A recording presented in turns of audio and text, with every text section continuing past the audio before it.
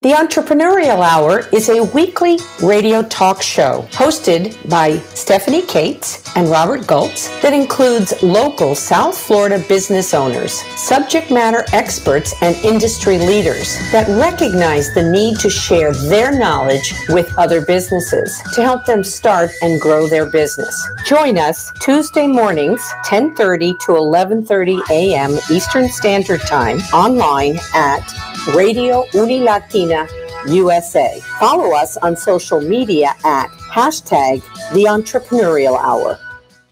Yeah.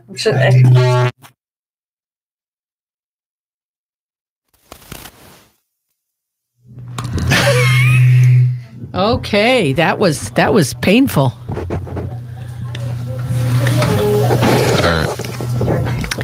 We're good now?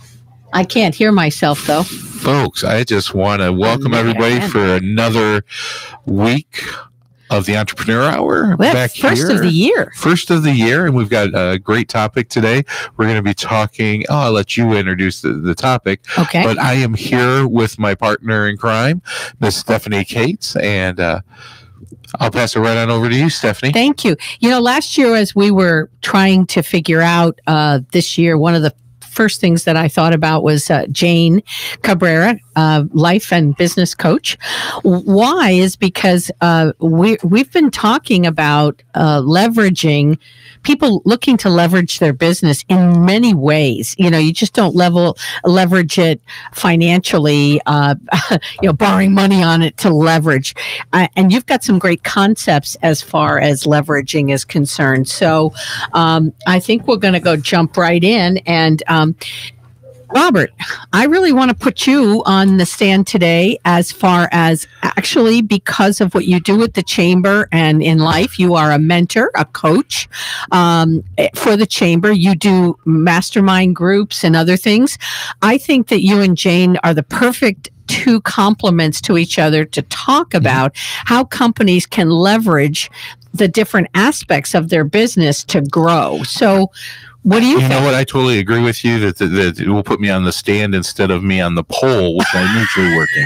So that's always a plus for me when I'm doing that. But no, you know what? As we're going into this topic, I'm excited. I've had the opportunity to work with Jane and have talked to her numerous times regarding coaching and things of that nature. And now I love the idea that we're talking about leveraging that individuals to help you really do well.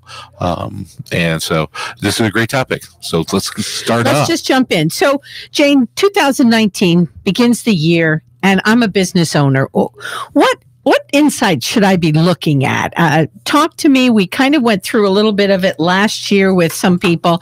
You know, how do you start dissecting your business from last year, and what insights should you be really paying attention 2019? Well, I think that's a great question. And I'll give an example of a client that I'm working with. She's a business owner. It's a family business. It's been around for a long time, was actually started by her father years ago. And one of the things that she's experienced is because it was part of her daily life, her family life, she had worked in the business and really had a perspective of herself as an employee of the business. She had a job function that she performed and continues to perform. But over the years, and the perspective that she's looking at now as we look at her results in 2018, there has really been a shift in the reality. She's now not just an employee of that company. She is the owner of that company. Ouch. Yeah. And those are big shoes you got to try to put on. Well, but the viewpoint of, like, when we talked about perspective, how can you change your perspective to leverage your business? Just that shift in perspective from being like thinking of herself as an owner versus an employee really created a whole new world. As an owner, there were a lot more questions she was asking, things that she wanted to look at in a different way than just coming into work every day and getting certain things done. Getting a paycheck. Yes, yes. So do you find that, I've talked about this thing, creating a business for yourself, not just a job. And Robert, you work with businesses that have the same problem. They just bought a business or they buy a franchise, and they used to be a subject matter expert or an employer in that field. Mm-hmm. And they think, oh, I can go buy this and I can run it. What mind shift do they have to go from being an employee to an owner? You know what? It's a major shift for people. For a lot of people, when you go from working with a crew of people and everybody's equal and all of a sudden you're in charge, there's a lot of dynamics that go on in that.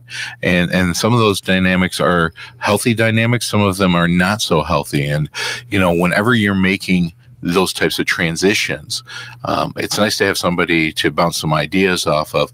And when you take that step and you go, okay, I was the employee, now the manager, now the information falls on you. It's no longer that, hey, if we're screwing around in the office, we're all screwing around together. It's no, there's a manager that's in charge. And that's where, even for me, I'm going through this issue right now at the chamber. I liked being an employee. I like being a boss also. But I have to weigh that out, because what happens is yesterday I had a board member come up to me and say, you've got too comfortable with your staff. And so it's a different dynamic. As an employer, you can't be real comfortable with your staff at all times, because there's expectations of them doing work. And if they don't fill the shoes and get the widget created and out the door, you've got to pick up and figure out how to get the widget done at the end of the day. Which could be firing people who were your friends, colleagues before. It could be, and you don't want to get it to that point. But like I said, I had a board member yesterday just say, you know what, your problem is people are coming in and not taking it seriously about coming to work on time. Not taking it seriously about spending their lunch on time. Not taking it seriously that you gave them a job to do and you expected it to be done that same day, and they didn't complete it, and they didn't tell you that they didn't complete it by the end of the day, because, hey, we're all good friends at the office. That is probably one of the biggest changes for people when they move into management or to ownership, is that they have to realize, what those lines are no longer. And the problem is those lines really can't be gray. Those lines need to be black and white. And it was something that I had to figure out last night. I talked to my coach. I was like going, hey, this is what one of my bosses said to me. And this is some of the things that have happened just over the last week. And he's like, yeah, you've got to get this back to black and white. Boundaries. Yeah. So, Jane, what would you suggest if you were coaching Robert over there on how to I know he knows what to do, but let's just use his example. No, it's a great example. Mm-hmm. And a couple months back, I gave a talk at the Chamber's leadership retreat on expectations versus agreements. And it really hits on a key point. And what I would recommend, I think the distinction I make between expectations and agreements is, a lot of times I think we have certain expectations. And so like where you say, like, where the friendliness comes in, we don't always know how people perceive that. So there might be an expectation that now, well, I can be a little bit late because, well, we're just friends or whatever that is. And what I recommend with my clients is that they bring it back to having clear agreements, that we have a conversation, create a clear agreement around, the work hours and the certain things, but have that be where not just like as the manager, I'm saying, hey, this is what you have to do it, but have it be a conversation where the individual really gets the opportunity to express any concerns that they might have and agree to what they can do. What is the times that they can work? Because yesterday I went to passive aggressive. I was like, I didn't want to deal with the issue. And this is what happens sometimes, especially with staff. To me, there's some basic rules of the road. Coming into work on time is a big one. And this individual came in late 3 times in the last week. Yes. And so I shut down. I was like, this person, if they can't come to work on time, they have no reason to be in my organization. And that's how I felt yesterday. Mm-hmm. The person's a good worker overall, But again, I didn't say anything. And the first thing I said at the end of the night, I go, I got to drive out, and this is what I'm doing. I'm going to go get a time clock. And a time clock, I know because I've done it. I've put my clients into that situation where they kept on saying, oh, I keep on being abused by people coming in late. And the time clock took care of it, because now that's a documentation that is a punch compared to writing it down yourself saying, oh, I came in at 8:35, but I'm going to put 8:30 on my, because no one's really watching those numbers. When you put a time clock into it now, but I don't want my office to be like that either. And that's, but well, for me, I was so passive aggressive. I was like, So Jane, let me ask you a question. Yes. As an employee, let's just say that I'm working for him and I come 5 minutes late. Almost every day I'm 5 minutes late, but I never leave at 5. I don't take any breaks in between, and I'm there till 5:30, 5:45 sometimes, because that's what he needs. Is there any fairness in him to still? I'm only asking. Yeah. Would that be a place where I could say, "Hey, Robert, listen, I understand that's a pet peeve for you. So if I'm in by 8:45, but yet I'm very willing, and you see me, I've put in the hours afterwards. I'm getting organized in the morning. I don't have great skills to get there on time. That's where her agreements and expectations come into play. So we could discuss that. We could discuss it and try to figure out. And the thing is, like today, when I go back to my office today, it's going to be a discussion going, hey, you've been coming in late. Is there an issue going on? Is there something I need to know about? Because, and this is how I look at it, I need you there at 8:30, right on time, because I may have a board member or somebody's making a phone call knowing that we open at that time. Mm-hmm. And that looks bad when I'm out running around doing things. And see, this is the problem. Like this morning, I'm at the breakfast. And you're on the phone. In my mind, I'm at the breakfast. And because this person has been late 3 times, in my mind, I'm like, well, I know that person didn't come to work this morning on time. And how late is she today? It's 5 minutes. It's 5 minutes when I'm there. But if she knows I'm not going to be there, is it now 30 minutes? Yeah. See, and what I really want to speak to there is like you said, where your reaction was a passive aggressive reaction. There's some place where you're taking that behavior personally. And by moving it into an agreement as a manager, all you're having to do now is manage the agreement. It has nothing to do with that person personally, and it has nothing to do with you personally. The fact that they're showing up late, to your point, as the employee with a sense of fairness, you may have a point there, but that's the discussion. If the agreement is you work at these times, what you want to do is be clear about the agreement, confirm the agreement, and then stick to the agreement. So then if things are going off, what you're managing to is the agreement, not your personal feelings about it. Yeah, because me, it became very personal. It's like, you don't respect me enough to work the hours. I respected you, that I hired you, believing that basic skill sets. The other thing that happened was I went shopping in the morning yesterday. And so there's a big cart of all the office supplies that I brought in and I wheeled in. It sat there in the middle of the room all day long. And I'm like going, why didn't anyone put this away? And again, so today at staff meeting, it's, hey, when I drop stuff off, my expectation is this, but we need to have an agreement that during the day, someone's going to take care of this, that things aren't going to sit. And because we can't have in the middle of the office paper, toilet paper, all sitting on a dolly waiting to be put away.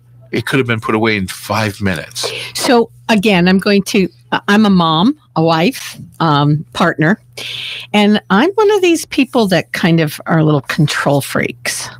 So if I had brought that stuff in there and my husband had put it away, I would have probably gone to look for things and they wouldn't be where I expected them to be, or in the form or shape or size or order that I would have liked it. And I would have come out and said, you couldn't have put the toilet paper like closer to the toilet just in case we need it or something? I would have said that, and that would have just incendiaried. And then the question would be, he will say in his mind, and probably with his words, I'm just not putting it away again because you don't appreciate what I do. You don't. So I guess And again, that becomes that agreement aspect. Yeah. Where does everything go? So over the weekend, my daughter has to put in some time, and in that process, I made her go through the shelves and take inventory of everything. And my goal is to have everything marked. We're going to go ahead and go into a break. We have some new. I know we've got these young ladies here. They're like dancing over here with their finger up in the air, trying to tell me. We have students who are now producing our show with their professor, Miss Marcela Moyano. And so, Marcela, this is really terrific that we've got some students here. We're excited to have you, ladies. So, ladies, at this point, we're going to end up turning off all of our mics for a couple seconds, and we'll be right back in probably about a minute 30 to the Entrepreneurial Hour with Stephanie and Robert.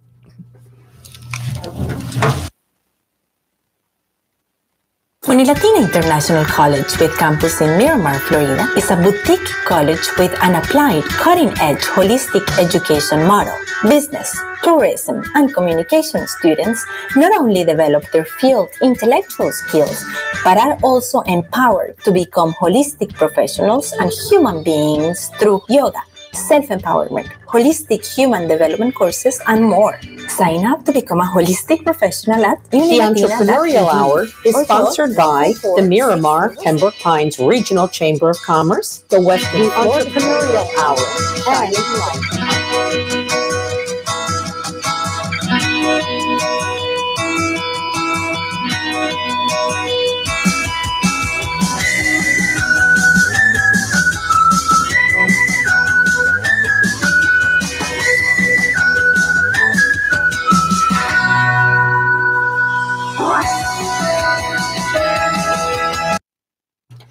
Are we ready? Oh we are back on. You know what? I'm going to call this the hottest show. I know. She's so you're surrounded by all these 7 ladies here. 7 ladies, and they're all educated. They're all everything you could ever hope for, and that's what I'm hoping for. I'm just having a good time here, enjoying myself, because as we're going through this, folks, because you guys aren't seeing this on the video live feed. Yeah, but they're not back over there against the wall, hiding. All 4 students we have here, and they're all watching each other. I saw them using their phone to watch what was going on and things. So it's been kind of it's interesting. You know, this whole semester the students here are going to be participating. So I know I'm going to have so much fun. I get to wink at all the guys while they're up there next time. So, there's no guys in this class. I don't like it. Yeah. Listen, I was telling everybody that I guess it's a surprise to all of you that I'm a little bit of a control freak. Oh, yeah. I almost fell on the floor when you said that just a couple of minutes ago. Yeah. I was like, laughing. No way. Yeah, it's one of those Leo firstborn A personality traits that I carry with me. So, Jane, you said that you actually have some fixes for that. Well, that I may not like it. Yes, I'm going to address what you brought up, which was, your husband putting things away, but not exactly the way you would want them. So the question is, in making an agreement, you would approach him and ask him, would you be willing to agree to put these things away exactly the way I want them? He would say yes and then forget the agreement. Well, or the way it goes. See, but the thing is, this is one of the things that's tricky about making agreements. When you're requesting the agreement, the onus is on you to be very specific about what it is you are asking them to agree to. And for an agreement to truly be an agreement, he has to have the right to say no. Ouch. Yeah, I told you weren't going to like this. Right. And he would probably say no because he doesn't want to deal with me getting angry at him. Stephanie, I can relate to you because I knew you. I can relate to you. We were both laughing on the floor. For me, it's about my laundry. I do my own laundry because my wife would let my laundry sit in the dryer for a whole day, get all wrinkly. And it drives me crazy. And also, she'd go, "Oh, you have a T-shirt? I'll fold that up." No, all my shirts get hung up. everything has a certain way. So we made an agreement that she doesn't touch my clothes. And it's like, okay. And I still wash, now I wash the kids and everybody's clothes if they want, because I do it a certain way. You know, towels, there is a right way and a wrong way to fold a towel. Yes, there is. I agree. And people don't understand that. I don't want a towel this big. I want it folded so nice, that it, so it fits somewhere. Exactly. Yeah. Geez, we're going to start sounding like we're going to get married. I know. Okay, but what's interesting, what's crazy about this conversation, it sounds like we're diverting from leveraging business, but I don't believe we are. No, because this is the conversation you have in business. Yeah. Making clear agreements is one of the key things that you can do to leverage yourself as a business. Because when I look at it, a lot of problems, business to business and business to consumer, is because they didn't have agreements. It was an expectation. Or clear expectation of the agreement. Because I can have an agreement with you, but my understanding of that agreement and yours are not the same. And that's why I make the distinction between expectations and agreements. Because I think like what you said, if you come into a situation, you expect when somebody sees those supplies on the floor, you have an expectation that it's common sense that it only takes 5 minutes to put it away. But the other person might have an expectation that says, I don't really know why those are there. They might be going out the door. I don't really know what that's there for. And so it might not strike them as common sense to put it away. And it can be a communication aspect, you know, for we come from different lifestyles, so and different rooms. I remember a story my grandfather used to tell me about my mother. My mother was dating early on in her 18s this gentleman with a very heavy accent, and he would say that someday I'm going to marry you. With his accent, it said Sunday. So every week they would wait for him to pop the question. And she ended up breaking up with him because she got frustrated saying, hey, he's never going to ask me. I don't understand what's going on. And the whole family, like, they had a whole dinner for this guy after he said it the first time. He came in and he's just like eating and left. Didn't say a word. But it was because, but in reality with us, you know, you could say, hey, Robert, I'm going to get to that next week. Well, next week starts on Sunday. Yeah. Next week could be in my mind, hey, Monday Stephanie's hooking up that processor and my thing. And you're like coming in on Friday or Saturday going, yeah, I'm just kind of just getting here. And I'm like, going, you lied to me. But it is. And, you know, sometimes we use that too. If I say to you, I'll get back to you next week, and it's an uncomfortable conversation I know I'm going to have, or I've got to do research. I've heard myself say, let me get back to you in a couple of days. Yeah. A couple of days can be how many? 2? Right. 3 pushing it, maybe. Well, it depends 4. If you have an exponential. And then a week later, and then once you're after the week, you're like, okay, now you got to put your tail between your legs and go. And that's what happens, our procrastination. I've been reading this book, 5-second Rule. I'm sure you're aware of it. Oh, it's a good book. It is a good book. And, you know, blasting off and making decisions and not procrastinating is one of the things that we do when we find excuses. Like I find, listen, when my husband doesn't put it away, I think he found an excuse. Well, I didn't know how you wanted it. That's an excuse, Dave. Yeah. And poor guy, he's really a nice guy. And I'm just like, that's an excuse. It's just an excuse. You didn't. I mean, what would you say to your kids? Well, Dad, I didn't know if that was for dinner. You saw it out. Maybe you were going to you couldn't have cooked it, you know, or whatever. We just, because we don't communicate properly, the expectations of what we had up here. I always said my next marriage is going to have to be tethered. Or telepathic, because I am so tired of not being able to communicate where somebody understands me.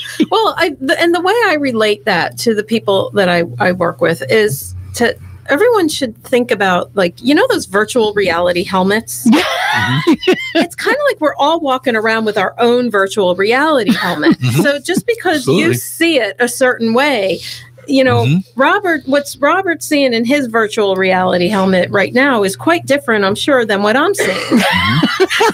He's seeing 7 women here.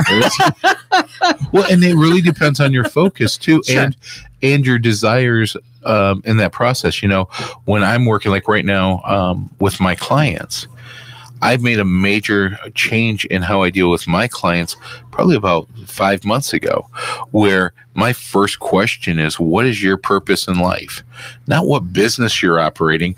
The business should fulfill your purpose. And it's a whole new, and even for me, it's a whole new major concept that I'm looking at, and it's something I've known about, but now I'm diving into it, where why do I work at the chamber? Why do I work as a consultant? Well, I found out that during doing my values and all that, I found out that, you know what? It's about my purpose. I want to help other people succeed. That is my main goal, my main purpose. So then I went into doing my values. And when I did my values, one of the things that was funny in doing my values, it talked about me being competitive and all these other things. But it didn't say in the top 10, which was where I really wanted to look at, it didn't say I was honest.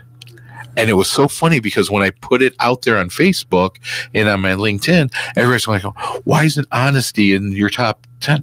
And I started thinking to myself, I'm like, I try to tell the truth all the time, but am I really, when I think of honesty, am I the most honest guy all the time? Or do I sometimes, as I do when I speak and talk to people, I exaggerate a little bit, or I kind of guide people to where I want.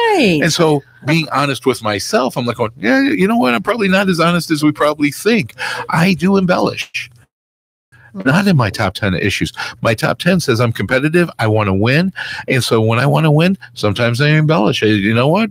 I state facts, but these facts are sometimes, when I talk about them, I make them bigger than life. Yes. And yeah. So my whole family, that's what they say. So is this the truth according to Stephanie, or Stephanie's embellishment of the truth? So as we're talking about this is just one area that a coach could definitely help you on a business aspect too. Let's talk about, as I've been growing up, because I'm still not an adult, as I've been growing up over the years, I've had many different coaches over the years for different areas that I wanted to fix or I wanted to enhance. And so let's talk about the importance of finding the right coach when you're looking. Absolutely. I think it's really important. I think it's important to find the right coach. And you mentioned two things that are interesting. You said things I wanted to fix or things that I wanted to improve. And I know for me that is a big issue, because coaching isn't always about fixing something that's wrong or solving problems. A lot of times it is about growth or expansion or moving into a higher level of performance and achievement. The analogy I use a lot is that all professional athletes have coaches that they work with one-on-one, someone who's giving them feedback and helping them hone in on, the skills that they're trying to build. In life and business coaching, which is what I specialize in, I think the importance of finding a right coach is really the connection. Like when you meet with that person, when you talk with that person, how do you feel, during and after that interaction? If you walk away from that interaction feeling encouraged, feeling like fresh new ideas are coming to you, then that's a good fit. I know we kind of jokingly talked about somebody who can crack the whip, but honestly, in a life and business coach situation, the type of work I do, I wouldn't want the person feeling like their coaching session is a chore. Coaching sessions are something that I want my clients to look forward to that time. It's an investment in them.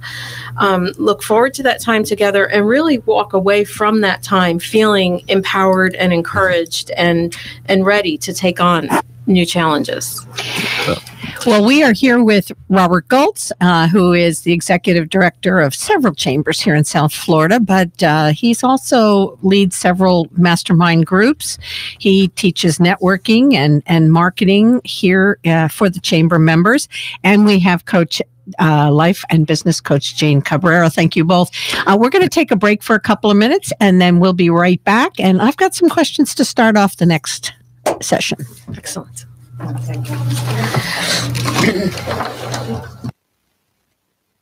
Unilatina International College with a campus in Miramar, Florida, is a boutique college with an applied, cutting-edge holistic education model.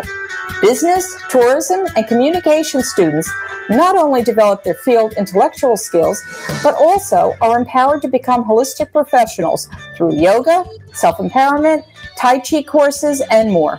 Sign up to become a holistic professional at Unilatina International College offers an English as a second language program for international students. UIC's high qualified ESL teachers help students develop and master the English speaking and comprehension skills needed for both work and pleasure. Our ESL program also focuses on cultural adaptation through fun-filled trips and cultural experiences. Start your journey today at unilatina.edu. The Entrepreneurial Hour with Stephanie Florida is a boutique college with focus on entrepreneurship. UIC offers associate and bachelor degree programs in business, tourism, and communications and media. Associate degree students develop their business plan while studying at UIC. Dream, learn, and grow.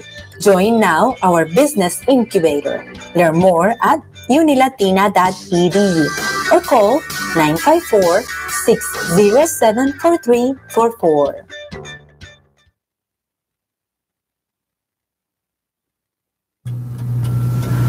And we are back. You just I just wanted to do that. And we are back. And what Stephanie forgot to tell everybody when she was talking about me is that I'm also very cute. So, oh, yes, that's you. You're cute, man. So you had some questions, Stephanie. You know, I do. So I am, again, I'm that control person. So let's say I open a business and I'm used to having 4 siblings and I was the oldest and dad made me in charge. So I got that take charge attitude and I walk in and I've got that attitude. And then I'm Robert that has this attitude is I gave you the job. You and I agreed you'd be here on time. And here it is the 3rd time and you haven't. And not only that, but if anybody, if it's meant to be, it's up to me. That's kind of the way I live my life. And you sit there and go, why the hell do I have employees if I'm doing it all? So the question is, who needs the coaching here? The employees or the owner? I think the owner. I think my expectations on how to be an owner, it needs to be tweaked or redone. I would agree. When I work with people, my preference is always to work with the owner manager. I like to focus on their leadership skills. If in your work with employees, if you find yourself frustrated, that it's always easiest, I guess, to look to yourself, to look at your leadership style. It's always easier to look at, yourself. Like I guess it's like the idea of if there's a problem, I'm the problem. The good news about that is I'm also the solution. So rather than always having the focus on this other person out there, I'll be happy when this other person over here does what I expect them to do or behaves the way I expect. If you can take more ownership into yourself, how am I communicating? Am I communicating clearly? Have I made clear agreements? It puts the onus on you, but the good news about that is you have more control again over the solution because it comes down to, your understanding, your initiative. That's a great place to start. So in the case of Robert with this employee that's late, his big angst today was, I have this thing. I have to be gone. I'm not even going to the office. I have no trust that this person even showed up.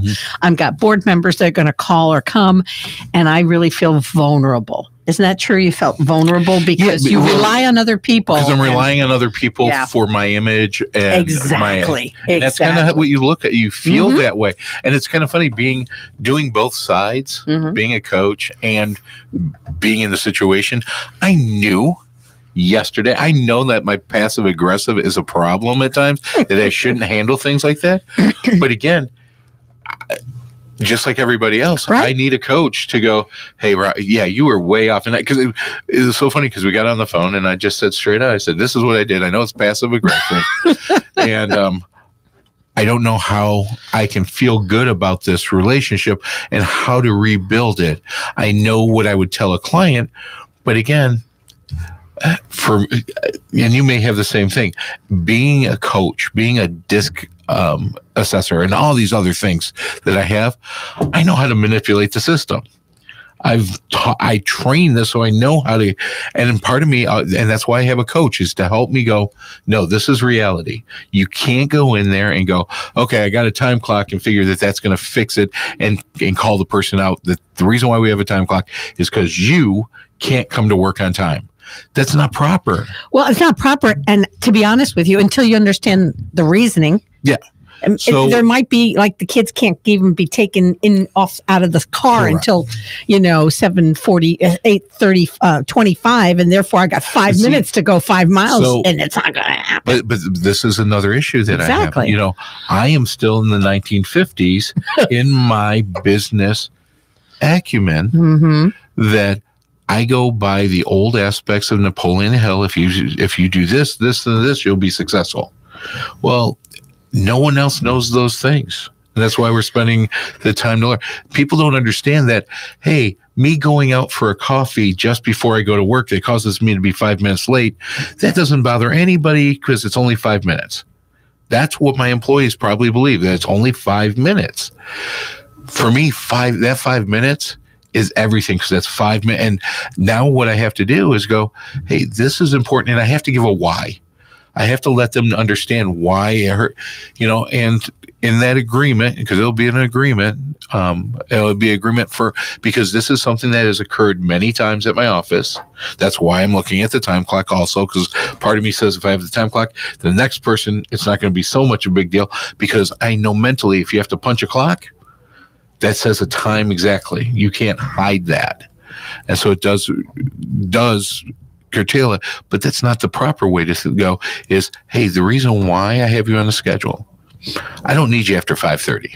5:30 is when our office closes. I don't need you after 5:30. If I need you, I'm going to pay you overtime from that. I need you to work the hours that you need to work, because that's what we've advertised. These are the things that when a board member calls me and says, I knocked on the door and no one was there at 8:30, and I know your hours are 8:30. That reflects on us. Mm-hmm. And so this week I was off the hook in the matter that I just wanted to start cutting bait and just going, hey, I know that. In fact, one of my other staff members said something to me, and I said, he goes, is it worth all this? And I said, if the person goes, the person goes. I can find somebody else. If they can't, and that's a mentality with a lot of business owners at a certain point in time. Yeah, I know. And we've got to realize I know 700 people that just were saying, yeah, we can find somebody else to replace them. So it's a matter of, is it a trainable moment on both sides? Mm-hmm. And that's where I'm looking at it now, going, okay, I'm not going to bring this up at staff meeting. This is a one-on-one with her. Mm-hmm. Just say, hey, you know what? I'm going to pull her off to the side. You've been late lately. That's not the way we operate. And I have to trust you that we're going to be on time. And the other thing I have to say is, when you're late, this is what it does to me. It makes me not want to give you anything else. I can't. You have shut the one thing that I ask for all my employees and everyone I deal with is come on time. If you can't do that first basic piece, I don't know how to train you for the rest of the life skills. And so when I get that part, if you want to move up in the organization, we've got to get this taken care of first, because I'm going to shut down every time you do it. Mm-hmm. I'm going to not give you work, not train you when I should train you, mm-hmm. because you are already violating me. I go, I know you don't think it's a big deal. And for you, it may not be. But for our office, it is a big deal for. And you're a very small business, and Jane, I'm sure you're coaching small businesses like this. I worked in a very large company, mm-hmm. but I was the feet on the ground here locally, mm-hmm. and I would commit. I would promise that we won't do this, we won't charge mm-hmm. that, and my company would. Stephanie, you get an agreement, you get it signed. It wasn't on the agreement. All of a sudden, something happens. The lady died. She was mm-hmm. actually violently murdered. Oh, wow. It was terrible. And my company sent the estate a cancellation fee.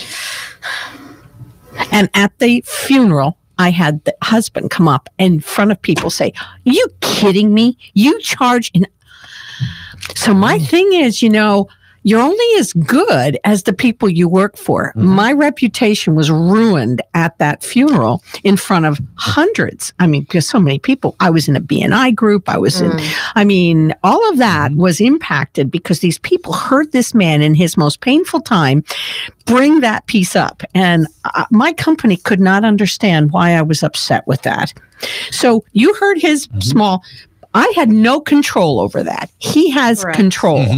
How does someone in a business deal with both sides? Because both of them had to do with an employee that I had no control over. It just did something. Yeah, it's a great question. Well, I think it goes back to something Robert said earlier when he started talking, which he said something like being a coach and having these different tools.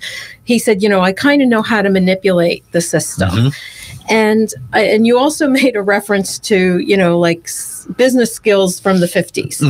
And the thing is that there really is a difference in today's world because we have been so oversold to and we've had so much experience that people cannot be easily manipulated anymore. And I think the key to this is the relationships that we build.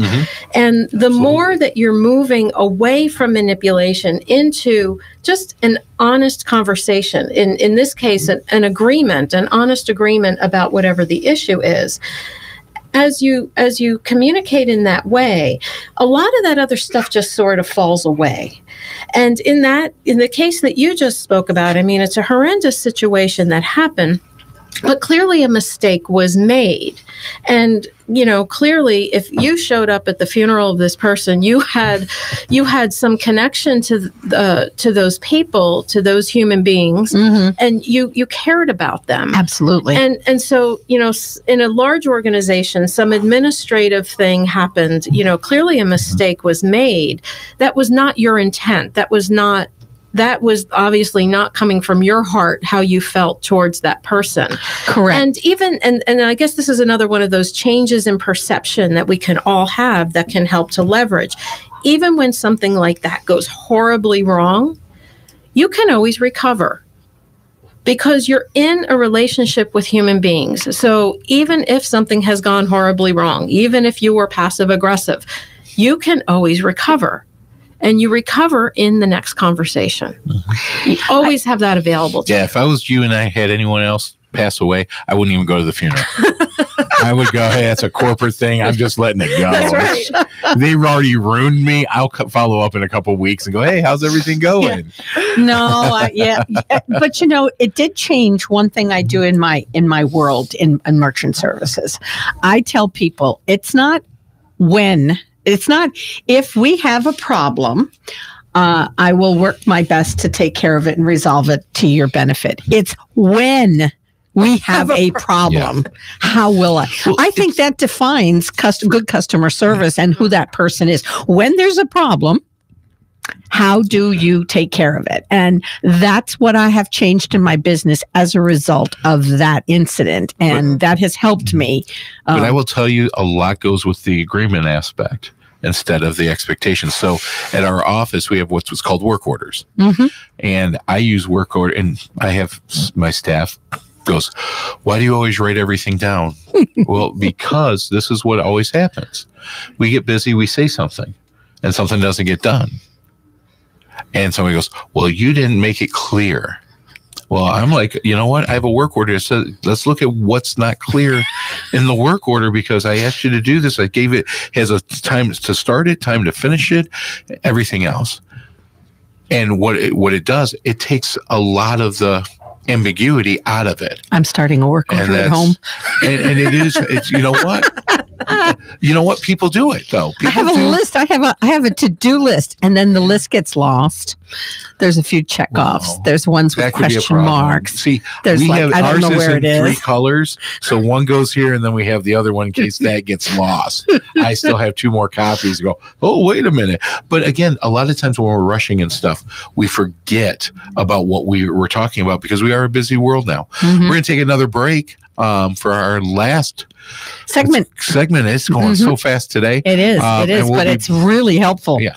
We'll be right back with the Entrepreneurial with Stephanie Cates and Robert Goltz. Are we touching on things?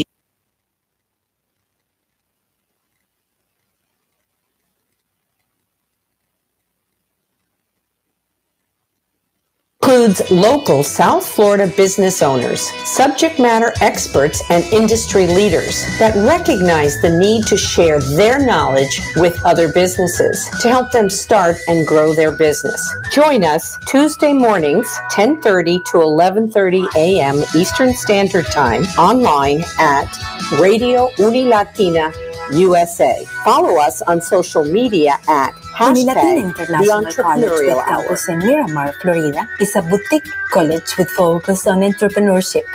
UIC offers associate and bachelor degree programs in business, tourism, and communications and media. Associate degree students develop their business plan while studying at UIC. Dream, learn, and grow. Join now our business incubator. Learn more at unilatina.edu or call 954-607-4344. The Entrepreneurial Hour is sponsored by the Miramar Pembroke Pines Regional Chamber of Commerce, the Western Florida Chamber of Commerce, and the Pembroke Park West Park Chamber of Commerce. We are back. Are we back with the Entrepreneur Hour? Yeah, we were kind of caught off. We were caught off guard. We were all undressed. That meant our headphones were off. Yeah, all I'm saying is that there's forgiveness for the first show of the year. That's all I'm saying. That's it. We're here with Jane, talking about a personal life coach, talking about and business coach, and so many other things that we can't even mention here. But we're talking no, she's about not one of those therapists. Come on now. We are talking about leveraging individuals like coaches to help out your business. And unfortunately, we've spent probably the last two segments putting me on the couch and analyzing my life. But Stephanie, I'm going to pass it back on to you. Yeah. Let's try to keep me out this last quarter. I'll try. So, Jane, he just meant. We go right into me? Right.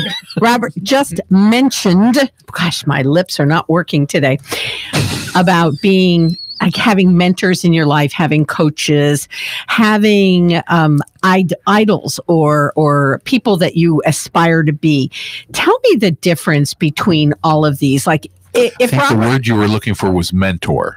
A mentor, yes. But didn't I say mentor? No. Oh, okay. So what's the difference between a mentor and a coach? Wow. It's a great question. I have to come up with an answer. Well, in the meantime. Yeah, in the meantime. No, I think, well, for me, one of my mentors is Steve Chandler. So he's somebody that he works with coaches. He's an author. He's written a lot of books. I don't work with him one-on-one, though. I work with him more in a group setting. So as a mentor, I guess I look to him. I get more influence from him through his writings and through programs that I've taken with him more in a group setting. In the way he offers his groups and the way he does his business, I've learned a lot from him in just how he conducts himself. So that kind of mentoring is, for me, it is somebody that I know and I have a relationship with.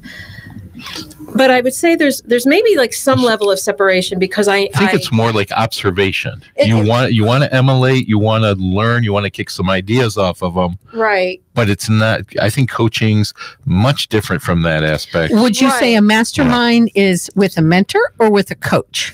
See, I think that's even more different, because then what I was going to say too is I have a one-on-one coach that I work with, and the one-on-one coach that I work with, I really get into the nitty-gritty of sharing my experience, my challenge, and then my coach helps me to see different perspectives. She may offer me ideas of things of how she's done it, but she's a good sounding board in terms of if I'm looking at something and kind of, what I'll say, like my thinking is getting in the way. I'm thinking about something in a way that's not really correct or it's not empowering to me. She's there to catch that and to help, get me on target. But that conversation is, one, it's confidential. It's only like I get to share what I'm dealing with in a very confidential setting. And then she and I are working in a one-on-one setting. Where mastermind to me is where, you're getting like different people coming together. You're taking ideas from different people. And it depends on the mastermind setup too. If you go to the very purest aspect of mastermind, it's one person that has one idea and he's bringing other people in to help him build that one idea. That's what Andrew Carnegie did. He said, this is what I'm doing. And his board of directors became a part of a mastermind, and they all had the same goal of making a steel plant work. For other mastermind groups, it's, hey, like the one that I run, it's, hey, what's your issue this week? And they bring it out, and then everybody else is kicking their ideas. It's very much of a brainstorming. It's more of a brainstorming. Let's share ideas of how to help to move to the next issue. When I look at coaching, it's more of a student-teacher aspect in a certain subject. I want to learn. I hired Jane to do something very specific in helping me get something out of it. And I can because I'm paying Jane to do this, I know I can trust her, and plus I know Jane, but I also have a money investment going there. So Jane's also working for me at the same time. She knows that she's looking at making me a better person because that's what I'm paying her to do. Compared to a mentor, usually you're not paying a mentor anything other than for his books and things of that nature to learn more from him and going to his seminars, but it's not that one-on-one where he's going, Jane, I got to help you out with everything that's a problem. Now you go up into a mentor and go, hey, I have this little issue. Can you throw me a bone on this for that? Well, again, I'm thinking about our small businesses that are looking at 2018, and their great expectations for 2019. They've gone through, they've done the organization, they've put their goals and stuff.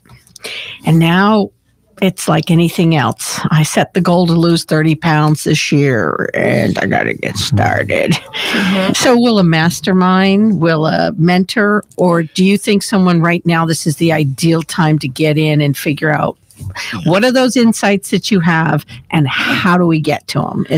Because that's what I think that a coach should do.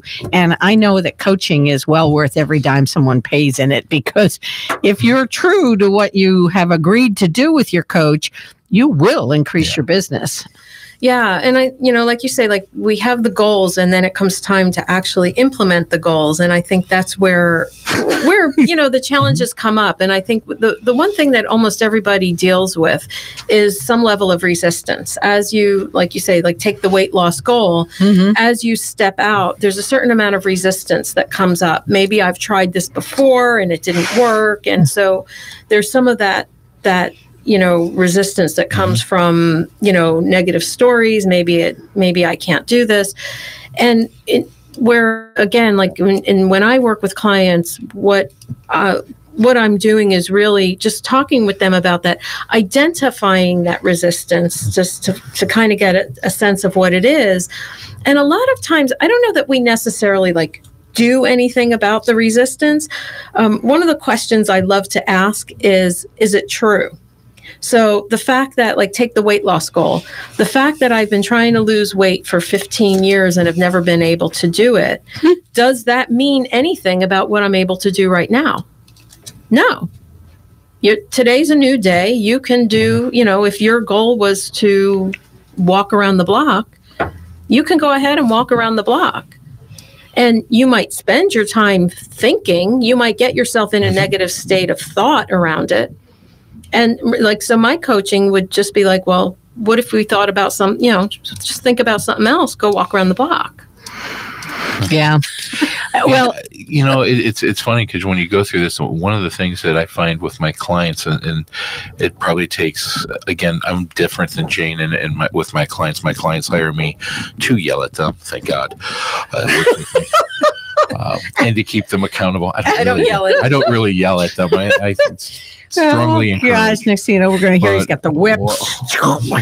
That's a whole different just thing. The verbal whip. That's a different service. That's a different service that I offer. But one of the things that we talk about that most people don't realize is when they want to change something, they don't even know. So many people, and I love this little quote, most people don't know what they don't know. Right. And so when they're looking at health issues, they go, I've tried everything. I've done the diets. I've done this. But you know what? You did it. And then this is where the coach comes in. The coach looks and goes, you did this and this and this, but your body's not developed to do that diet. Let me talk about some other ways to fix it, because that's where when I look at my coaches and I screen my coaches when I go, hey, this is a issue I want to take care of this year. I look and I go, here's a bunch of coaches. Which one is going to be the right coach for me? Is it that I need somebody who's going to keep me very, very accountable? So, and I've had that. And that's the type of coaching I do, where every week when we meet, the first question I'm asking, how close are you to your goal? That's the front. And if you're not there, my masterminds group is like that. My masterminds group, I had to pay $5,000 out this year for not reaching goals. We set up anywhere between 10 to 30 goals for ourselves. And at the end of the year, if we don't reach them, there's a dollar amount on each one of those goals. And I thought I was doing great. Unfortunately, my house in Michigan and my car both crashed. And one of my major goals was to have 3 months of salary in the bank. That's what I wanted to have. All of a sudden, I'm buying a full new heating system for my house, new transmission for my car, gone. And I had to pay on that. But those are the types of things when I look and for a coach, I'm looking for them to be the professional, to have the knowledge in their field, to be able to tell me, Robert, yeah, you're trying hard, but you know what? You're not going to lose any weight because you're doing the wrong things, because it isn't about a diet for you. It's about exercise, and you're too lazy to do exercise. That's what I'm here for. Let's figure out what is the right exercise for you. Yeah, maybe you don't want to walk. Maybe you don't want to lift weights. Let's find things that you do like to do and gives me ideas. Yeah, and when I work with my clients, I think one of the themes I've been using this year and recently is something is better than nothing. Mm-hmm. And I know I've done this for myself. I had always had a program of strength training that I was in for a long time, and then I had an injury. And so I had to modify my program, and eventually it wasn't working for me. And then I went for a while, like just really not doing anything. And I've been at that school. Right. And then it was a point where it's like, okay, I'm doing nothing.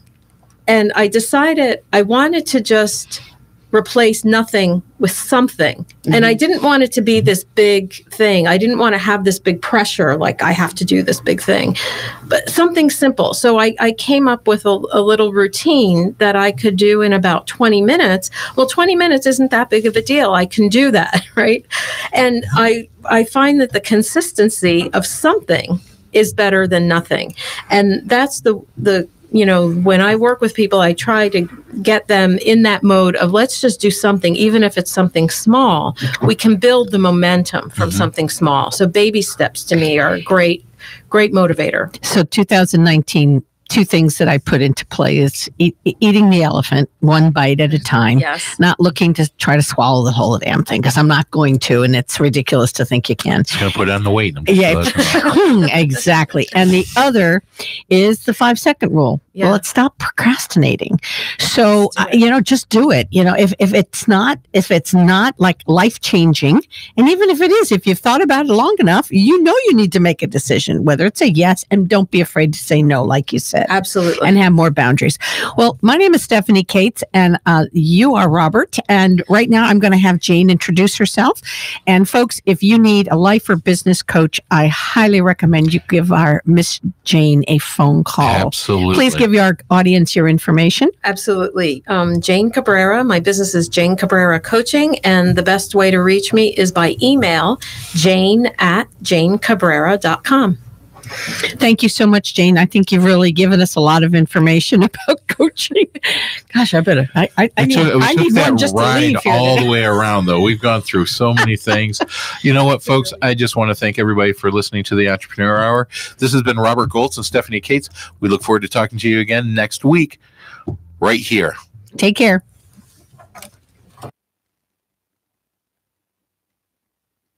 The Entrepreneurial Hour, shining light